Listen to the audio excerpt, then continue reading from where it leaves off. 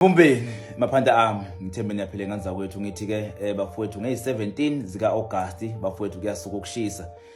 kuyaqala bafowethu bazophila amaphanda azophila kamnandi sidle kamnandi bafowethu njengo season 1 season 2 bafelona bafowethu sibheke kona njengamanje ke so nge17 bafowethu zika August ke imbumba iyaqhubeka bafowethu ke iyaqala bafowethu ukusebenza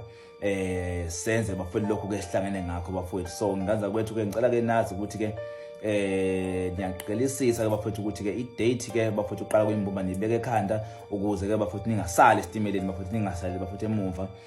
sikwazi ukuthi ukuphila sivuse imizi yakithi bafowethu kube mnandi bafowethu kushadwe kuphila bafowethu impilo emnandi soft life bafowethu ungaphili impilo yokusokola bafowethu imbumba ikhona so ilokho ngingathi ukuthi ngidlulisele khona and please bafowethu make sure singanza kwethu ukuthi lapha ku Facebook ni follower uMtezi Mnandi bafowethu okuyena because sebebaningi kakhulu bafowethu bazenza mina singanza kwethu so into eyokhiya kakhulu just to avoid bafowethu ke amata abazenza mina ama followers please make sure ukuthi ama followers bafowethu niyabhekisisa because njengamanje I'm currently standing on 97,000 followers so ngicela bafowethu ke ukuthi nenze sure ukuthi ni follower uMtezi Mnandi okuyena bese funa khona ku Facebook nibuka ama post ami ukuthi ke bafowethu embumbeni kungeneka kanjani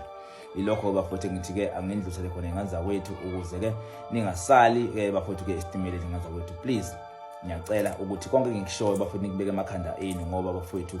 kubalekile ukubhekisisa before you take a step ilokho ke bafowethu ngithi mina bafowethu sizakwenza kwenzeka amandla kaNkulunkulu namandla edlozi bafowethu siyohlezi sikwenza kwenzeka sithembela bafowethu uNkulunkulu singayiki bafowethu ukuthandaza ngoba konke bafowethu esikwenzayo kungumusa kaNkulunkulu konke esikwenzayo kunguthando lukaJehova angeke sizenzele thina ngokwazi kwethu na ukuhlanipha kwethu kepha bafowethu sizokwenza ngokukhuleka sithandaze sicele uNkulunkulu ngeqiniso ngithi bafowethu mina ngayinsizwa ube intombi yakini kepha uma ungeza ukumesama uNkulunkulu awelutho phambi kaJehova bafowethu ngithi mina inkosi nibusise 17 August ziyakhala embumbeni kuyasuka ukushisa ngifuna ngigibele imoto bafowethu kuzokwenzeka amandla kaNkulunkulu I believe in God kuzokwenzeka shwele ayizoni kabi ngiyabonga.